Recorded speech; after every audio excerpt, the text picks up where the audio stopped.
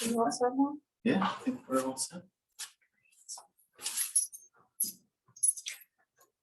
Hello, welcome everyone. Thanks for attending via Zoom or in person. We've got a nice little crowd at the museum here. I'm Jackie, the curator here at the Sheldon Jackson Museum. I'm very pleased to introduce to you Eechdaa Dave Ketah. He is our artist in residence. He's been here since July 7th. He's here until the 30th. You're welcome to get a copy of the July calendar for our residency program from the museum, or you can get it online at the Friends website, Facebook, etc. So Eechdaa Dave Ketah is a Tlingit carver, drum maker, and painter. He was born and raised in Ketchikan. His ancestors are the Tinneh from the south of Tlingit Ani. And for years, what he knew about his Tlingit identity came from what his grandmother had taught him as a boy. Living outside Tlingit Ani for most of his life, he struggled against assimilation into dominant culture through learning from reading, the internet, and museum visits. The pandemic opened new opportunities and was a catalyst in Ketah becoming a practicing student of his language and the creative expressions of formline design, carving, and regalia making. He pursues growth as an artist with a passionate approach and prolific productivity. He and his wife have 2 children who are also just beginning to explore their Tlingit identity and Inupiat heritage. And he's also giving a talk tomorrow at the same time. Tomorrow's talk will be a little bit different. We can tell you about that. It's called What Kind of Ancestor Will You Be? And for today's talk, he'll be focusing on sharing a selection of artifacts from the permanent collection with you. He picked these artifacts during cultural consultations, which is a very important component of the Friends of Sheldon Jackson Museum's Alaska Native Artist Residency Program. Artists are paid to spend time studying the collection, both in collection storage with myself, and then we take notes of their observations, and they find inspiration, they teach us, we learn from the artifacts together, they share their stories, their cultural history, anecdotes, everything. It's an incredible experience. All of that gets recorded and added to the database and to our paper and electronic records. So I'd encourage anybody to come and visit the museum, either for a collection storage visit if you're an artist, or just to talk to Dave. And with that, I'll pass it over. Cheers.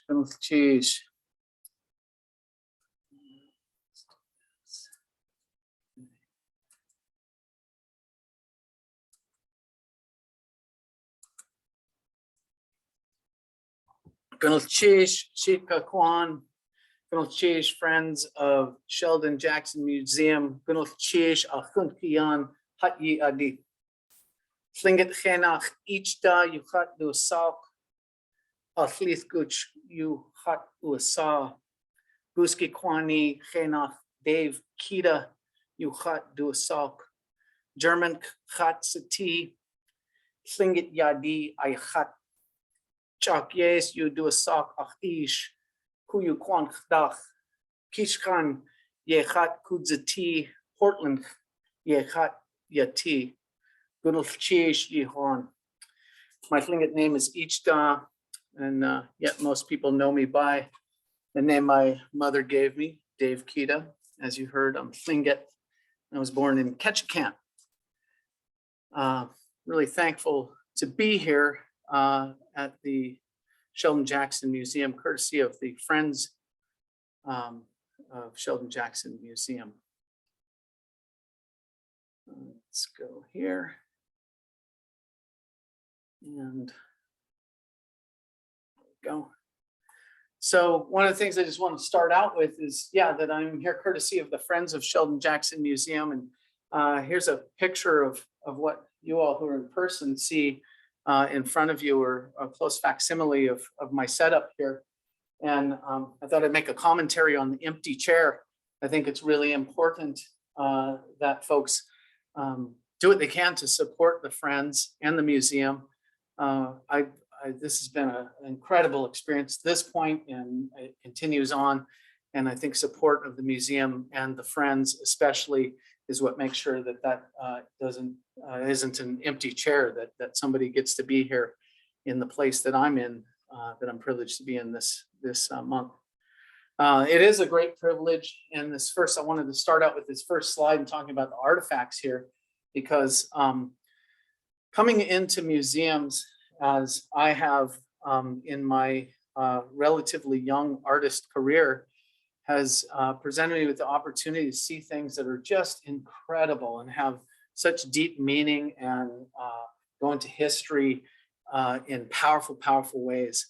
My first day here in Sitka, I took a walk around the totem park, became better acquainted with the story of the things that have happened here in the engagements that the Tlingit defended their land from the Russians. This helmet, when I saw it for the first time here, realized it was here. I didn't know it was here.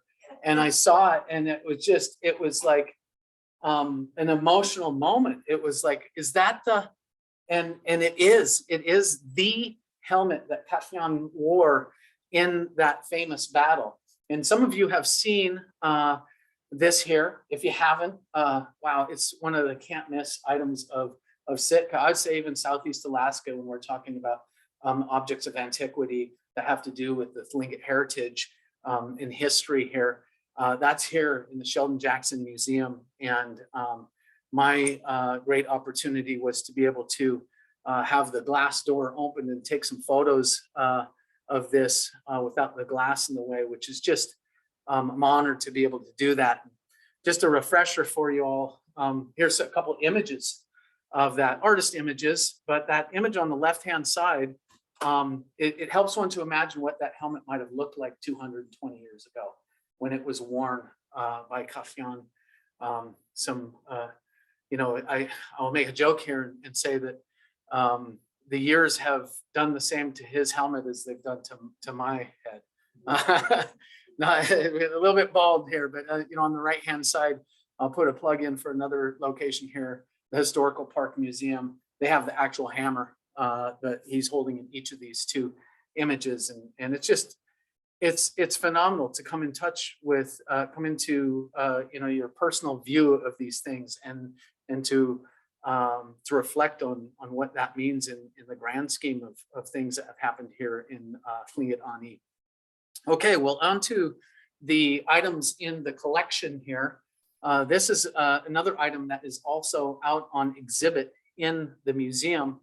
And this particular item, it's kind of plain to see. There's not a whole heck of a lot of insight. Let me back up for a minute. One thing I want to say about this and just offer to you all. I'm here as a learner. I'm at the very beginning of my learning as an artist, and an artist who is working in my heritage and learning my heritage. So what I have to offer on objects that I'm showing you today is really more of my responses to these things rather than some product of a education or in-depth study or anything like that. I don't have that kind of like, I'm not going to be able to give you a deep anthropological background on these things, but I can read the notes that we do have in our, that accompany our collection here. And the notes on this particular item, it's really plain to see. It's a bone knife and it's got human hair, and we see a formline type eye on it. This is typical too. I've seen a lot of daggers. I had the opportunity to see daggers in the University of Washington Burke Museum, Bill Holmes Center's collection, and they have a phenomenal collection there of Tlingit daggers. And what I can say about this that I do know is that this particular pattern of having a short end, a long end, and the handle in the middle, that is typical of many of the daggers, and so that's what we see here. One of the things that's really notable about this, when I first started looking at the daggers here, I wondered what came first, because I'm not going to make any assumptions. It's one of the things you know, in that discovery process, you can't make a whole lot of assumptions or jump to conclusions. Which came first? Was it the metal daggers or was it a bone dagger? And one of the things that our record here says that this probably precedes the metal dagger. And one of the things that's really neat about this is we can see it in the right-hand image here. There are three segments to the dagger part of it, or the long pointed part of it. And that middle ridge, raised ridge, with the two sides sloping down from it, that's totally consistent with what we see in some of the subsequent, I'll go ahead and say subsequent metal daggers. They're in Seattle, I did see some phenomenal examples of those, and just that concave back is very typical. Well, I'm going to move on to this next second dagger that is in the collection, and this is one that most folks won't have the opportunity to see. And again, it's a great opportunity for me to get into the collection in the back here and see this particular one that will emphasize further the point that I was making there. We can see that this is another bone dagger. It's very, you could tell that it's very old, and that it has a form line or some type of a close facsimile of a form line eye. That is that ovoid shape, and then the inner ovoid for the eyeball, and then some eyelid around it.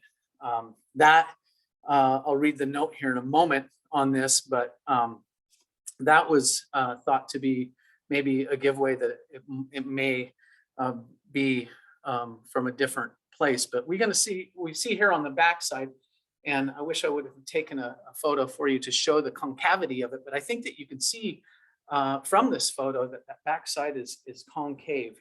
Now on this one here, it's I'm not sure if that concave shape is from by design, that it was actually hewn out to be concave, or if what we're seeing here is just a function of the bone that was part of the internal channel of the bone. And those questions, when I say that, and I'm comfortable from making those observations, because I really do think that that's part of the process here, the part of the process. And even when we read some of these notes, I think it's important to read the notes with some level of openness, or to not take those things as being absolutely 100% true. I think that for us to continue to peel back the layers, the onion, and who knows, there just in modern science, there were a lot of things that were discovered through the development of DNA that unlocked some mysteries, and we remain hopeful about the future that we may unlock further mysteries and learn new things. So this particular dagger, I'm going to have to stop sharing for just a moment because there's a reference in our file here to this image, which is blurry because I'm using a blurred background. One moment, I got it. There we go. The note that we have on this is the blade is made from the same style as a Tlingit metal blades, raised center with a slight concavity sloping from the ridges to form the edges. Underside is concave, all the things that you saw there.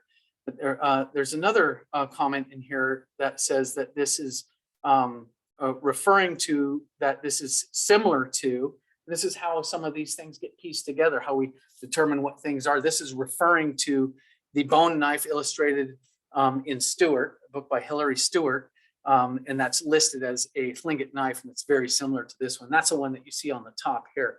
There are some differences that I'll switch back and you'll get to see once again the differences on them. If you imagine the one that I've photographed without the leather wrap that we see here, and you would see that it is very similar, but it's not the same one. And the note written here says the eye was inlaid with abalone, and I could see from this illustration that it might be possible.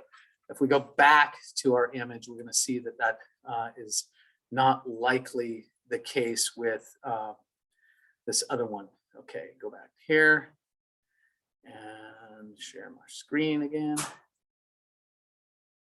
this. Okay, now we're back and you can see, backing up, that eye was probably not, some of it was inlaid, and it was immediately when Jackie and I were in the back and looking at this, it was unclear from the wording, not completely clear from the wording, whether or not the reference was to that this is the same dagger, and it isn't. I'm just stepping through this to share with you. Actually, this is part of my journey of discovery, how I'm going through these things, and hopefully I'm sharing with you my experience of going through these things and just how one begins to understand them.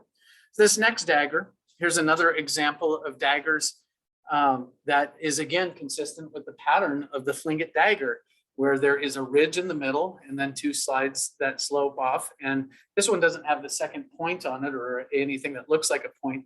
There are other examples, more modern examples than this. If we make the assumption that the bone, many of the bone ones precede the metal ones, they'll have a wooden pommel on them with a variety of different carvings on them. One that I think is very beautiful is one with the woodworm woman pommel, and I just thought of that, and I didn't have a slide, so I'm sorry. I'm referring to something that I can't show you at this moment, but it's easily found on the internet. It's a phenomenal one, and happens to be in the possession of my friend Ashley at the Burke Museum, and it's a phenomenal dagger. This particular one, see, I'm looking at our note again.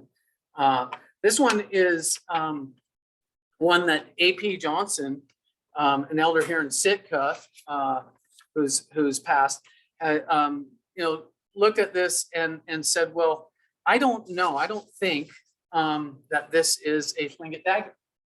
I don't mean any disrespect to this person when I'm, again, staying consistent with my earlier comments. I'm not sure that I'm going to fully accept that. I think it's still open, but I do appreciate the opinion of an elder who probably has seen a lot more of these than I have. But the reasoning on that is that he gave was that the carving on the eagle eye is not Tlingit, and that the whalebone was not available for use in this area. And those are really phenomenal rationale. However, I have seen every time I hear somebody say a comment like that doesn't look like it would have been done by the Tlingit people. It's not consistent with the main corpus of the work, all of the body of work. I'll see something that breaks the rules now and again. So, I think this is probably open, and the whalebone bit, copper doesn't come from this area either. It comes from the Copper River, and there were folks clear down here, even into BC, modern day British Columbia, that had copper, and it's well known that once canoe technology was proliferated among all the coastal peoples, that there was incredible amount of trading, even down to the Columbia River between Washington and Oregon there. So that's just something to hold with a grain of salt, but definitely these are the notes are all worth reading, and so that's some information to add to this particular one. All right, now my choice on this one was just being stunned by it. That's one of the things that I encourage people as they come into museums, and perhaps if they have the opportunity, privilege to get into a museum's collection, especially any folks who are Tlingit artists or Indigenous artists, to contact museums and work with them to see things. I'm not entirely sure how this is going to affect me in the future, but I saw this thing and it just stood out to me. This was probably a shaman's wand, would be the best guess on this. We see two beaks, a beak on the main axis here, and then one coming off at 90 degrees with hair. No really idea what that would result in, but some of the reason why I'll say these things is there might be somebody out there that knows a whole heck of a lot about this and maybe hasn't seen it before. and might contact us or contact me and let me know, because this is, it just, there's something about seeing it in this image. I don't know if it translates to the visual stimulus, but to actually be in its presence and touch it was quite an experience for me. And that continues to be a plug for folks to go ahead and come on in to museums or contact museum folks and look into what might be done to see some of these things. So this is the bulk of what I'm going to talk about today, and I've already talked for quite a while, but this is a fascinating piece. This staff is, we're seeing it in the full length here. And I'm going to shrink that down in the full length from the side. And then here we are from the back of it.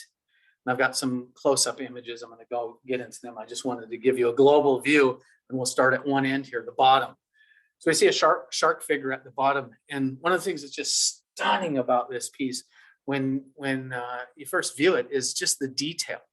So that hatching, I'm going to point out that the hatching that's above the eyes near the tip of this shark's head is tiny.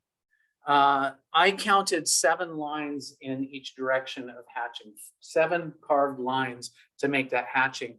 And to scale that, again, we're looking at Jackie's hands holding this item. And so you might guess that little bit there is about half the size of a fingernail that hatched, about a half a fingernail in size. It's incredible detail. It's phenomenal. And then, you know, as I was looking at this and noticing all of this fantastic detail, the inlay on these eyes, and then we'll see it as we progress on, that's tiny. If you, again, think about that size of being, you know, half of like your index fingernail, and then the size of that inlay, that to carve out a space to put in that mother of pearl or some type of inlay for the eyeballs. It's just incredible work. Now I want to note at this point, we're going to see it throughout, that there's this repeating pattern on either side of the dorsal fin on this shark that goes up on the full length of the body. We see that again. Oh, here's the close-up of that. And again, you see just the fantastic detail of carving, what types of skill that was. And I want to point out not just the detail, but the control. Look at that V groove that is along the rim of the head of the front, the top of the head of this shark head, coming to a point. That V groove is carved in what looks like about a 1/16 of an inch in from the edge. And then look at the V groove around the mouth that forms the outer perimeter of the lips. The perfection of the curve. I mean, that is just such a smooth curve, and those lines are parallel the whole way. It's just phenomenal to see these things. And I hope, you know, my comments and just really talking this up, sometimes I share my reflections with friends and family members on art and seeing things, and sometimes I feel like they don't get it. And so I'm out here like, you know, kind of proselytizing for people to become true believers in just how awesome this stuff is. Please do. Please stop and appreciate these things. Look closely. Take your time in the museum. It's fantastic stuff. Okay, so progressing on, we see at the claws of this bird, and I'm not sure, honestly, what bird that is, but those are right at the top of that, or the end of the shark. So we're picking up where we left off there. Again, that same pattern, tooling pattern in the wings. It's pretty impressive. I'm going to emphasize it a little bit more later. Then we progress on. We see some long ears towards the left-hand side here. Those are telltale of a wolf. We see a wolf body there. Again, some phenomenal hatching, an almost perfect elongated ovoid there between those two hatching sections, and even the split U on the left-hand side of the hatching. It's just really incredible, fine work. And again, we're progressing on. Now on the left-hand side, we're beginning to see here some really incredible example, or I should say a strong example of this, this particular marking of the semicircle with a sloped groove going down into that semicircular cut. And I marveled at it in my first viewing of this, thinking, how in the world did they do that? And that is, you know, and get so accurate and so repetitively consistent. That's a question that I ask a lot when I'm looking at things. How did they do that? I ask about, you know, what material was that? What tools did they use? What technique did they use? What was the paint?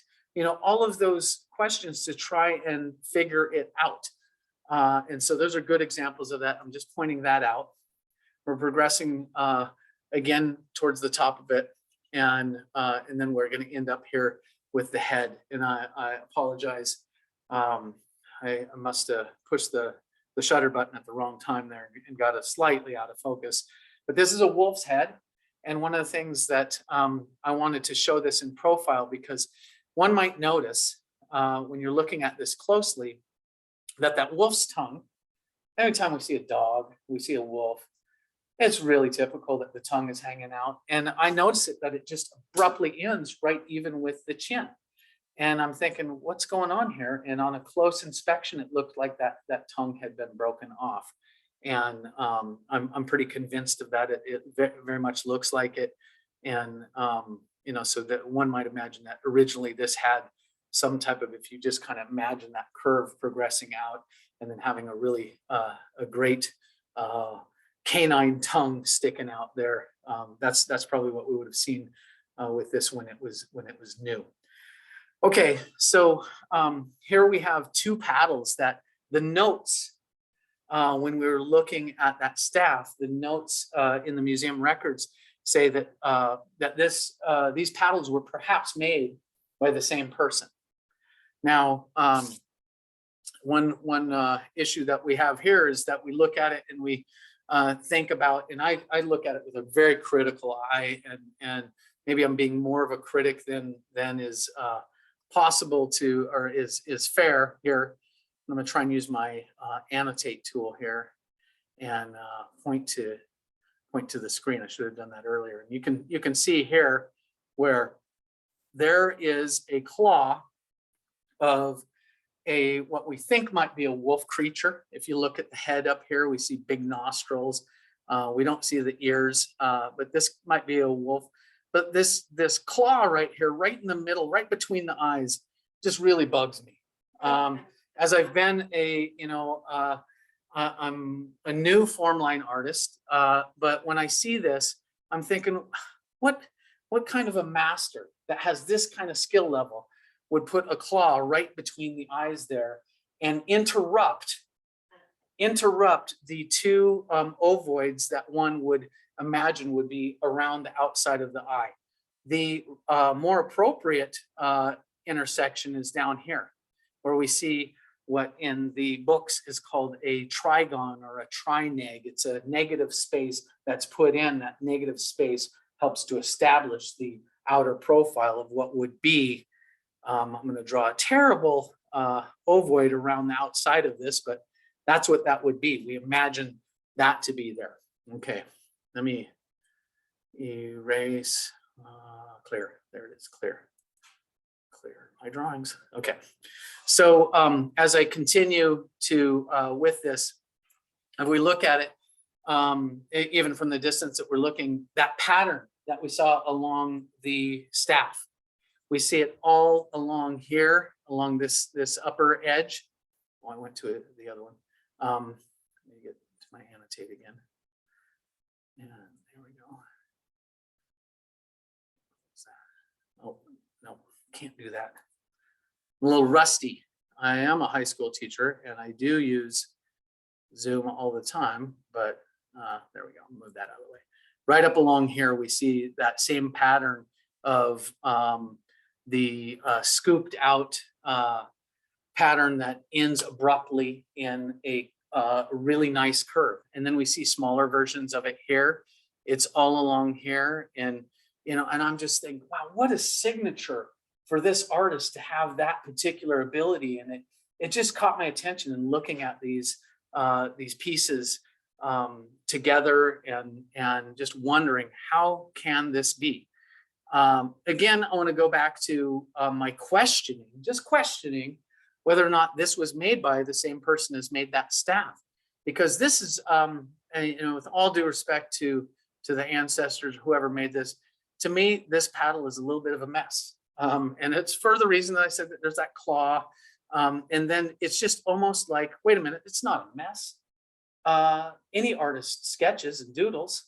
I kind of think what I'm going to go with at this time is that this paddle, this upper paddle here, was maybe a doodle, a carving doodle by somebody who would be a very skilled carver. Obviously, it would have to be with that hatching. And so that's my thought, that it's a skilled doodle. And if it is indeed the same artist as made that, carved that staff. And then this one down here, the other paddle, is looks a lot less doodly. It looks, if I can use that word, it looks very ordered and very much following a strong concept of all of the pieces working in concert. And I really appreciate the lower one for that. And so it all raises a lot of questions. And that's one of the fascinating things about coming and looking at these things. You weren't there, so now we have a lot of questions. And that's an inspiring thing, I think, for an artist or anybody else who's interested in this, is to experience all the questions that are going to come up. Okay, I need to turn off that, and I can go to the next one. Now, this next one, this is just the flipped over side of those two same paddles. And so when we flip it over, we see doodle paddle here. Funny name for it, but in just this whole area here, look at this cute little face here. That face just seems like, okay, I'm not sure what's going on there, but also, how did they make those eyeballs on that little face so perfectly circular at the scale that this is? Again, this is about the same scale as I mentioned before. It's like your pinky nail. That circle is a tiny circle, and it's quite perfect. Just a lot of comments that I can make about this, but I would say that we can see that it's consistent down here at the bottom one, that is less of a doodle, if you will, less experimental, in that things feel a lot more ordered. Again, here's a face right here. It's upside down, but you have the eyes and some eyebrows, and then you have a negative space here, a triangular negative, a trineg, that tends to create the two sides of that. It's really pretty great. And all of these spaces that you see here, you can imagine how fine and how perfect that hatching is.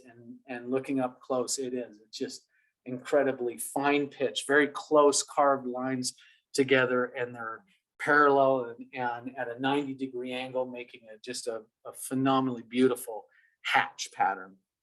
Okay, moving on from those, and I'm going to come back. I want you to, I'm trying to stick something in your head with that particular shoveled out area with the circular end. Keep that in mind as we keep going here. But first, I want to take a little side road off into this paint. Another question that I asked. Now, this paint job, these look like a pretty good formline design, painted on these little mini paddles. They're very small. They're about the length from a person's fingertips to their elbow. It's a very short paddle, meant for wall hanging or for really little people to paddle in a really little canoe. I don't know.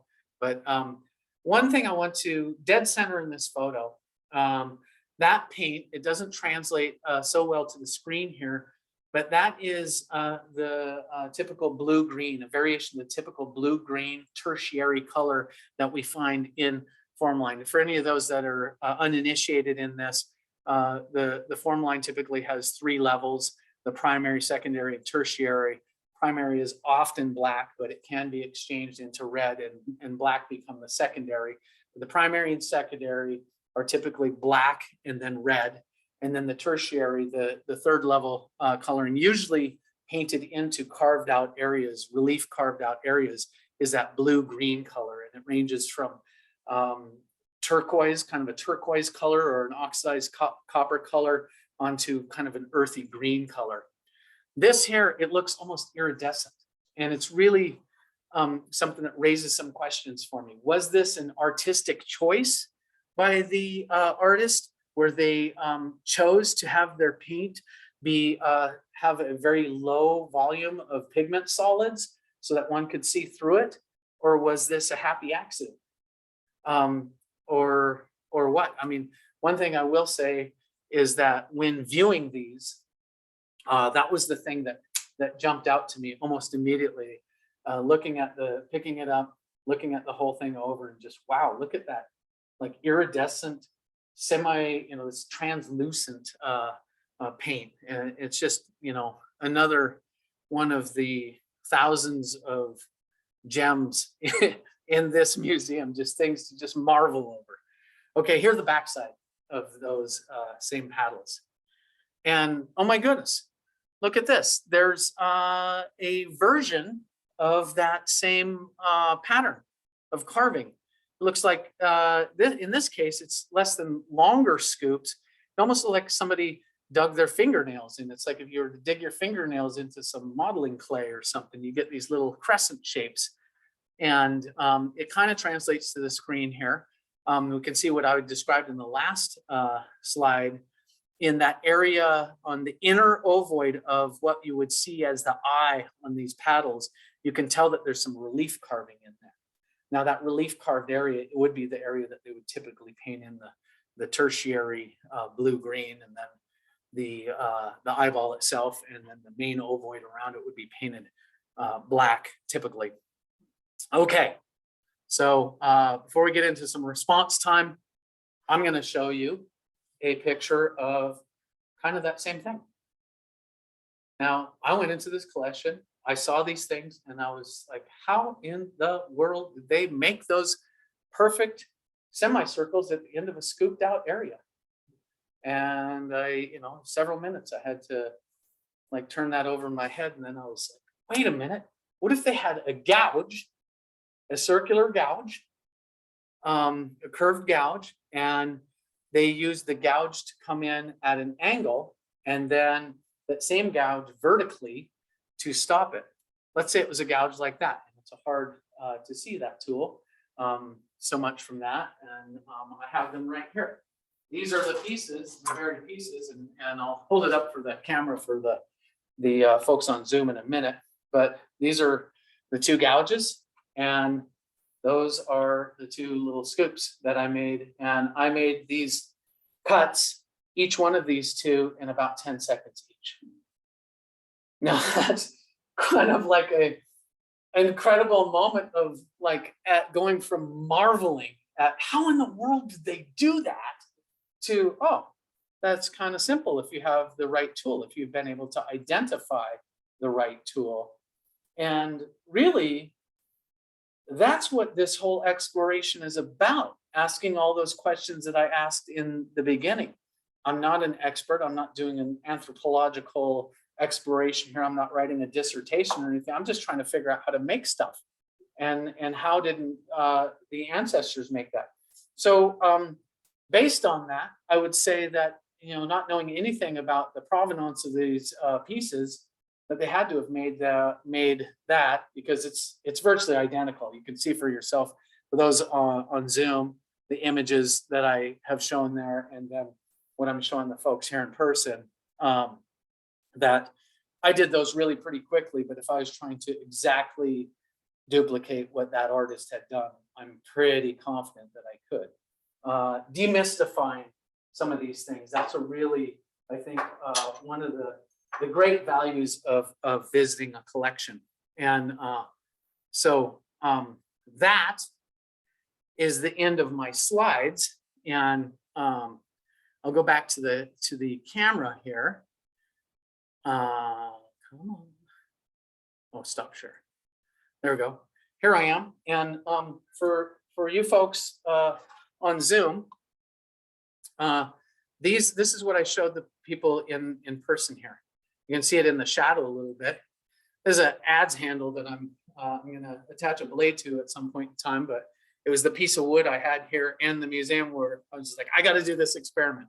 So there it is, 2 grooves that I did, maybe 10 seconds on each one. And then my gouge tools, 2 little gouge tools that I got from a chain woodworking store called Woodcrafters.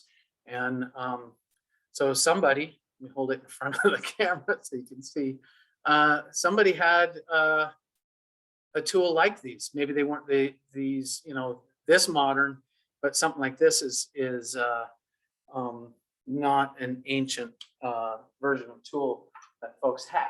So at the end of my slides and that particular part of the demonstration, I just really want to, with these talks, I hope that some folks might have some responses, some questions or comments, or maybe even some expertise to offer. So with that, well, what do you all think? Online folks, we got 4, we got an equal representation online and here in the room, sitting in front of me with Jackie sitting in the back of the class. And, you know, people are very polite. Everyone's just bursting with questions and comments and they just don't want to interrupt anybody. Jackie raised her hand. I've got a comment and a question. So Dave, thanks very much for sharing with us your thoughts on the connection between those pieces and for seeing those details and connecting the dots. And it will be recorded in the records that these all show signs of having been created with the use of a gouge tool, and the rationale around that attributed to you, of course, giving you credit and the date on which you said it, referencing you as an artist in residence. Is what we do with all of the artists over here. So you're leaving your stamp there. But something that I was just thinking about while I was listening to you talk, you mentioned a lot about how you were a newer carver and how you had the opportunity to go to the Birth Museum and study the collection there. You've done some intensive studying of collections here so far and continue to do that before you part.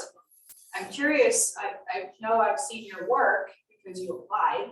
And you're working on a mask right now, but I'm wondering, do you ever look at any of these pieces in collections and then respectfully try to create a replica of sorts or a very similar kind of piece because you're interested in approaching that mastery and trying to create the same kind of form? If you could speak to that a little bit. Thank you for that. Jackie asked the question if, my experiences in viewing these pieces from antiquity in museum collections are inspiring me to do reproductions. And my answer to that is absolutely yes. I have not, to this point, made a reproduction consciously or, purposefully. I think that I don't think I have any original new ideas. I think what I am able to create is just coming out from the collective of my experiences and what I've seen. Jackie referenced something that the folks here in person can see, and I just want to make it available for those who are online to see. This is the killer whale mask that I'm currently working on and getting close to this front part of the mask being finished. My answer to that is really at this point where I am with this, my ultimate goal, my hope here is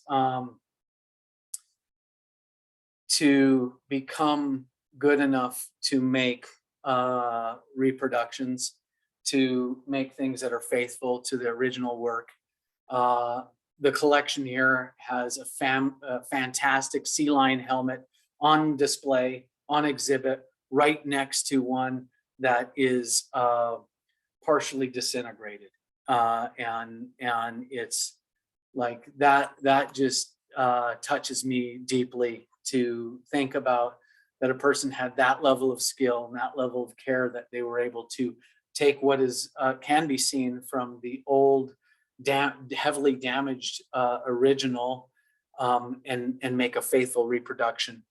There's also another mask out there, another example of that, of a fish head or a fish face mask that was reproduced as well. And I think I remember it as 1981 by Steve Brown, and that's back in the collection in back. And I've seen a picture of it. It's also a wonderful, beautiful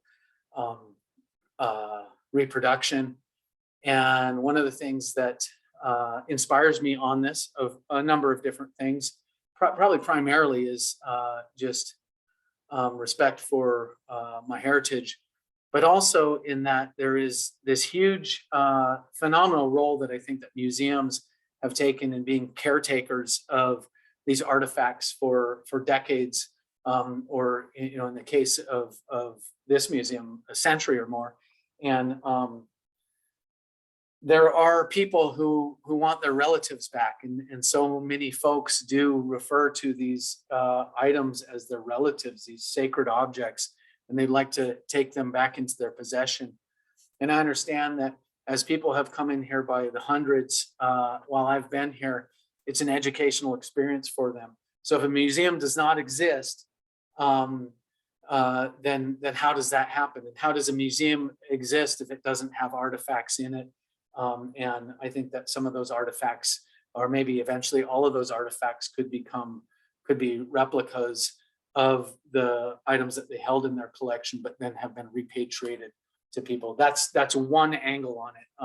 But I am deeply inspired to do that, and that is kind of my ultimate goal, is to make faithful reproductions. Yeah. You were showing us some bone daggers. Are you going to attempt to carve bone? Yeah, I would love to. And I'd love to figure out how in the world do you carve bone? Yeah, that's a definite, that and ivory. I've seen some, I think that's more of a, that's less of a traditional thing, but, I also have inspirations outside of this particular area of the art, and artifacts of my ancestors. So yeah, bone is, I would love to. Do you know what kind of bone that was? To me it looks like whale bone. The bigger ones look like they had to have come from a whale or a large mammal for sure. Yeah.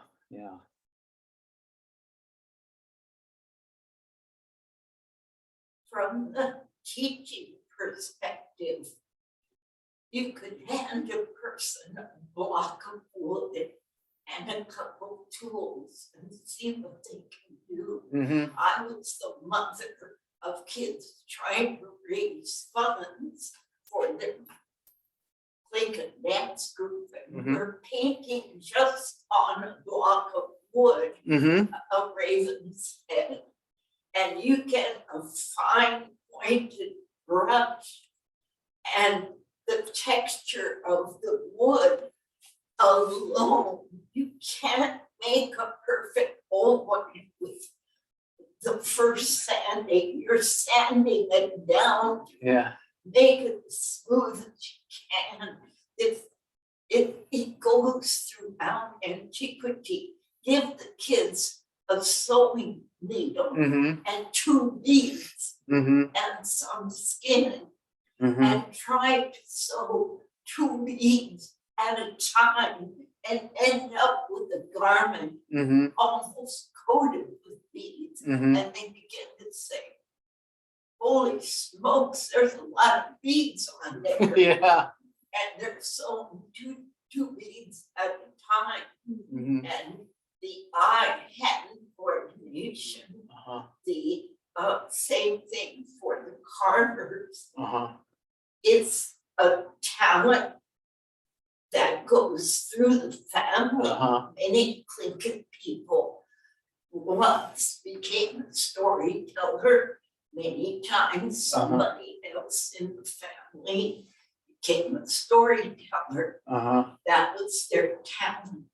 The carving, I saw a car where in 45 minutes take a block of wood, map this thing out, ship out. I looked twice to see if my eyes were in the same place. He had the talent and feel of wood and the perspective of the one he was looking at. He was trying to do a, not trying, did it, a replica, but at a different size even. I mean, these days, I need a magnifying glass to make it larger, and I need different glass to make it smaller. I did see the plate revolving in one of the conventions rooms where the photographers were taking minute pictures of an object of antiquity that was probably not going to survive, but was also a family heirloom that could not survive being traveled around or behind glass. And so the closest that museum could come to was, let's get at least 360-degree look at this thing, because that's the beauty of our new technology. However, you hand me that block of wood, it gets to sink in, even though I have the photography, which is so important with stuff that's not going to be around the next 100 years. Right. But it's so important to document.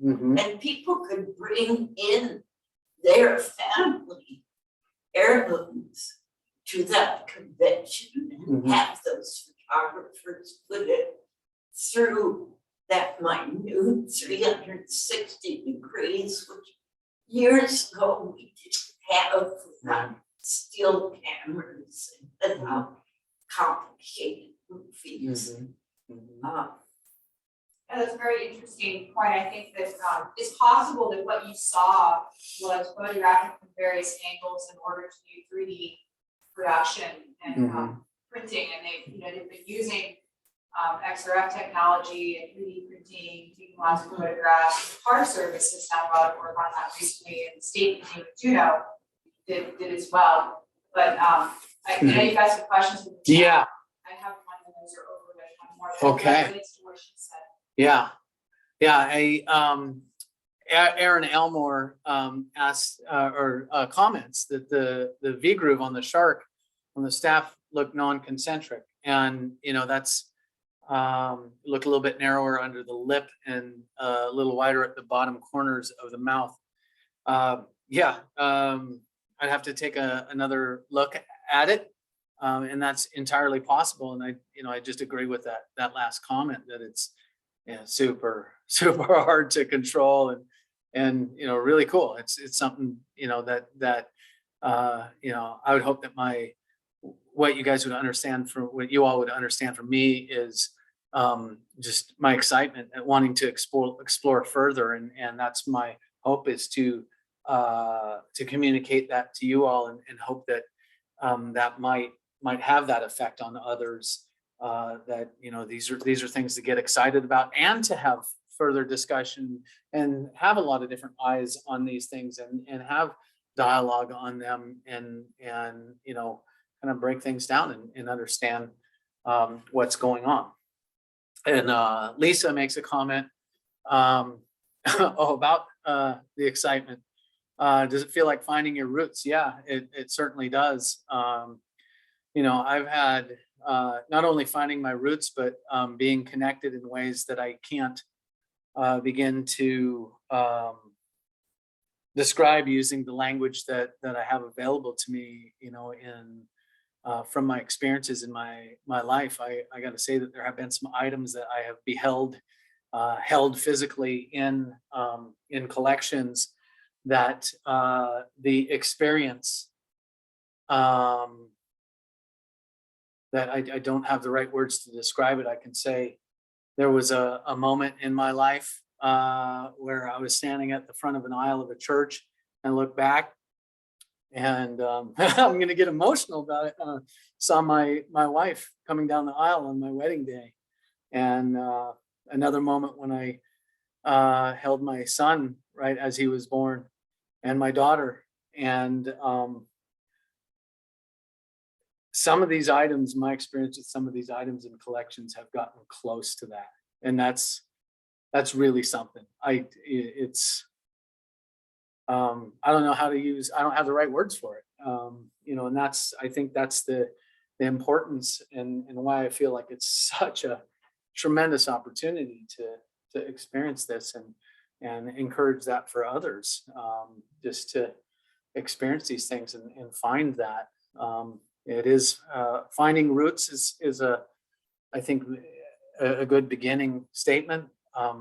It doesn't capture it, but it does feel powerful. Yeah. Jackie, you said you had another question. Just one last one. Speaking of really fine detail and finding, you were alluding to one of the earlier comments from the audience. What is the smallest scale carving you've done, and do you have aspirations to make any particularly small ones? Do you want to go there? Oh my goodness. Being new, the smallest scale carving that I've done is a little comb, about 4 inches tall by 3 inches wide. The tines taking up most of that length, and then at the top a little mild relief raven. But the reason for choosing that was to move to the small work. And that inspiration, again, these talks that might be available to us on the internet, various different means. There was one sponsored, I believe it was by the Totem Heritage Center in Ketchikan. That was a discussion between David R. Boxley and Katie Bunn Marcuse of the Burke Museum, and they were discussing various works, and they agreed that if you see somebody who has really excellent small work, it translates into all their other work. And I think it was the next week I started on a comb going down from the scale of masks, and that's just it. I mean, if somebody points me in the right direction or makes a comment that, coming from people who are authoritative, like, a masterful carver, an artist, and a person in a position like Katie is in at the Burke Museum, those are big voices, and I'm going to try and follow them. Robert's raised his hand. Oh, great. I know you're an instructor, so I know you'd notice the raised hand. Yeah, I just wanted to thank you for your comment about people taking their time in the museum and looking at details of an artifact, and that you did take your time in looking at the details. I appreciated the objects you chose, especially those very unusual paddles. But I have a kind of a unusual question. I know when we go into the gallery, and we usually look at things visually and study the object's appearance. But one of the things that I got to experience when I worked there was opening up some of the cabinets, and it felt like the air that I was breathing was really precious air. I was wondering if the smells affected you the same way looking at the objects do. Oh my goodness. Yeah. The smells and where have they been and what have they done and what service have they provided are questions. Somebody handed up, it's convenient that I have one of my viewers right now is a beaver. This beaver right here was watching the talk and listening to the talk, and it's a bull. And I know it's a beaver, pretty sure about it. But the first thing I looked at, Robert, and it was the inside of the bowl. I wanted to see, and you can perhaps see that it's unused. When you look close and you smell it, I smell red cedar. I don't smell grease or, you know, and that's huge. It's no less of a piece of artwork because of that, but there is something special with those smells. And you know, when you talk about it, Robert, about opening a cabinet and the smell coming out, that's part of the embodied energy or the embodied life that came into that object. Things that many of us would just refer to as an inanimate object because technically they are, but there's so much life in them from the objects that were used and the smells that can come with them. And the most powerful of those have been the bowls. So yeah, I definitely share that with you in the, you know, that stimulus. Yeah.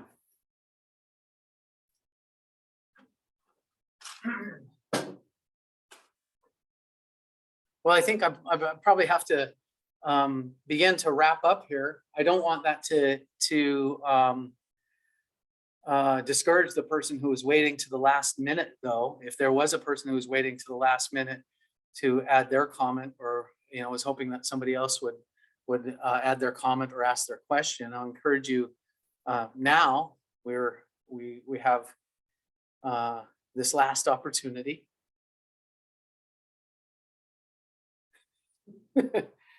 Okay, then. I'm sorry? The copper display. Yeah. What is that? Is that your work? Yeah, those are, actually part of my residency here is to teach a couple of classes. And so I'm appreciative that you asked that question because it prompts me on something I was supposed to say, which is I have another talk tomorrow at this same time. And then this upcoming week, I'm teaching a formline basics class. And what you're referring to there, the copper tinneh that are on display here. I have a display board with about a 3-inch tall tinneh and then 2 1.25-inch tall earrings. I taught a class in my first week here, my first Saturday and second Saturday here on how to make those. So that's why those are on display. It's something that I really was happy to share that with the folks that were in the class. Yeah. Well, thank you all. With that, we'll go ahead and wrap it up, and I'll end the Zoom. Thank you all for joining us today, and I wish you well. Goodbye. Thank you, Dave.